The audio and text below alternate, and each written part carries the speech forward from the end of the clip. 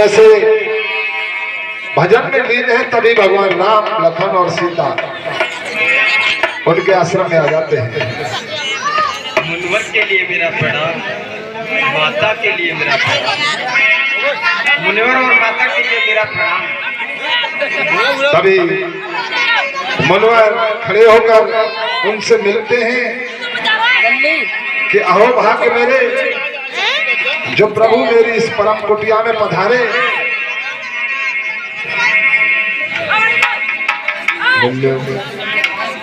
प्रभु आज मेरी कुटिया में पधारे, मेरी कुटिया पवित्र हो गई, मेरे बड़े भाग्य की बात है।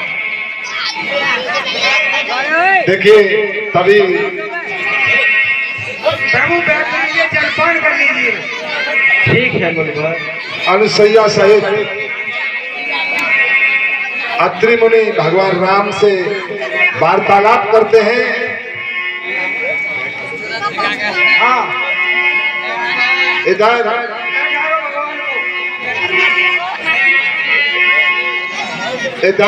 अत्रि मुनि श्री राम के पास और लखन के पास बैठे हुए हैं। उधर देखिए, शांति बना के बैठ जाए।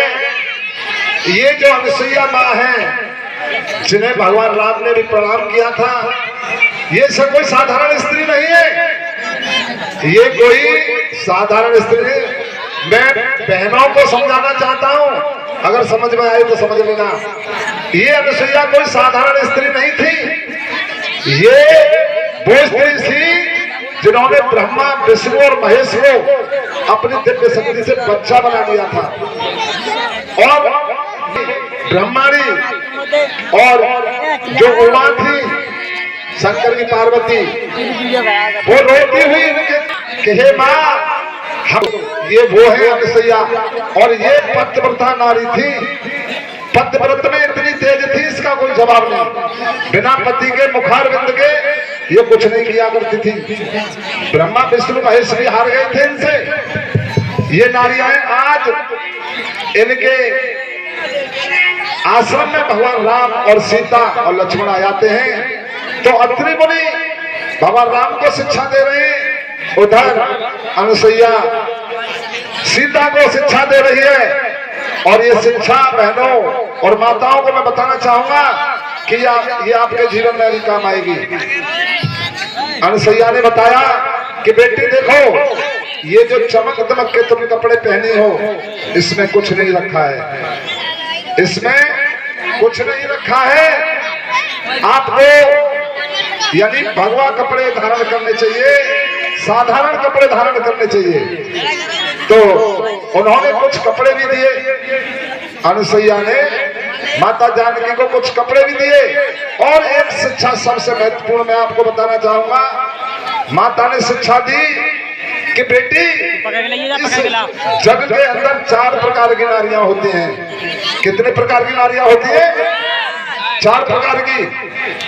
उसमें सबसे प्रथम नारी होती है अति उत्तम। समझ लेना किस बात को कह रहा हूं मैं। अति उत्तम नारी होती है प्रथम, और द्वितीय नारी होती है उत्तम, और तृतीय नारी होती है मध्यम, और चतुर्थ नारी होती है नीच।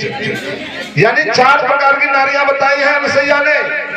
सीता को समझाया, बेटी अति उत्तम नारी वो होती है जो कि भगवान को भी भगवान नहीं मानती, केवल भगवान मानती है तो सिर्फ अपने पति को, और अपने पति के बल पर सब कुछ जीत लेती है। जैसे कि खुद अनुसैया थी, और एक लजमंती थी, और एक सीता थी, एक सावित्री थी। ये अनुसैया ऐसी नारियां हुई हैं जिन्होंने लज्जावती थी। लज्जावती ने अपने पति को लेकर जा रही थी। लज्जावती पति के कोढ़ हो गया था, तो पति को कंधे पर लेके जा रही थी।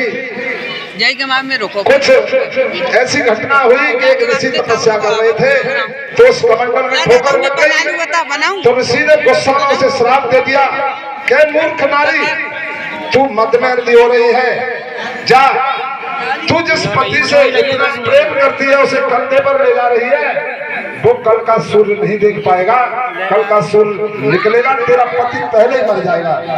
तो लज्जावती ने कहा कि हे मुनवर, मैं अपने पति को नहीं मरने दूंगी और मैं सूर्य को निकलने ही नहीं दूंगी। तो लज्जावती ने अपने पतिव्रत बल से सूर्य को 6 महीने नहीं निकलने दिया। 6 महीने तक सूर्य को नहीं निकलने दिया। सब हाहाकार मच गया। देवी देवता सब शरण में आ गए और कहा कि हे देवी माफ करो हमें। ऐसी देवी थी।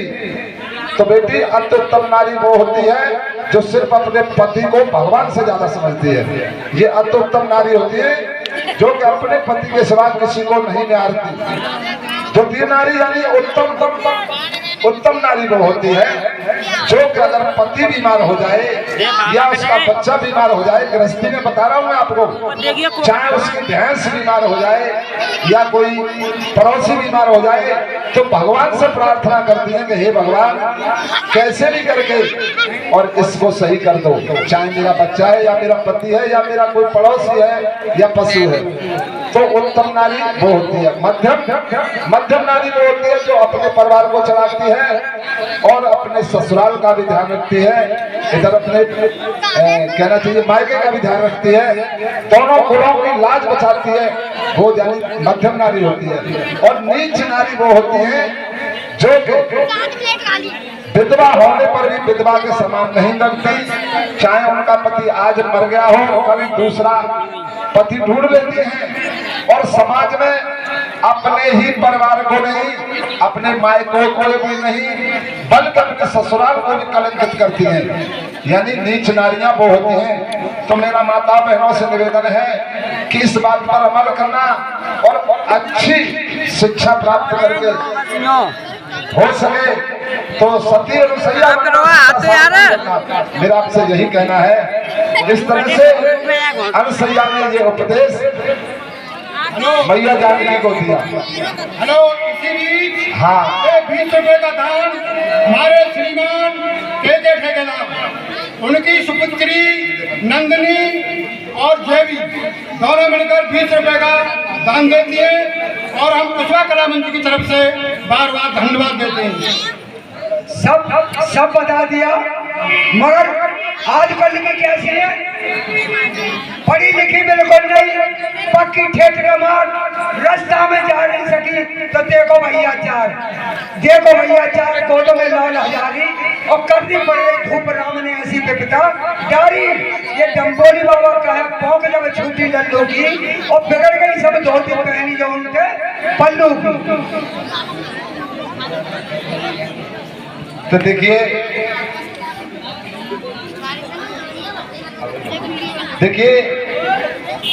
आपको मैंने ये जो बात बताई है ध्यान रखना, और हो सके तो सीता सावित्री गांधारी अनुसैया ही आप पढ़ना। अच्छे विचार लाओगे तो समाज में आपकी प्रतिष्ठा बढ़ेगी, समाज में आपका नाम होगा।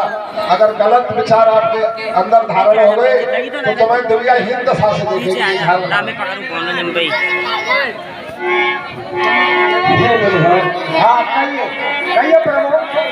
हमें आगे के लिए राह बताओ, रास्ता बताना आपको।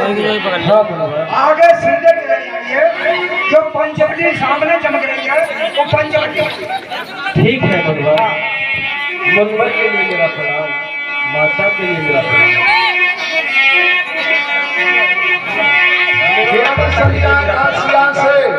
और जब तक रहा मिला अत्री भी करते रहे यही वार्तालाप, कई दिवस तक रहा यो सम्मेलन सम्मान, विदा मान करे एक दिन चले राम साला।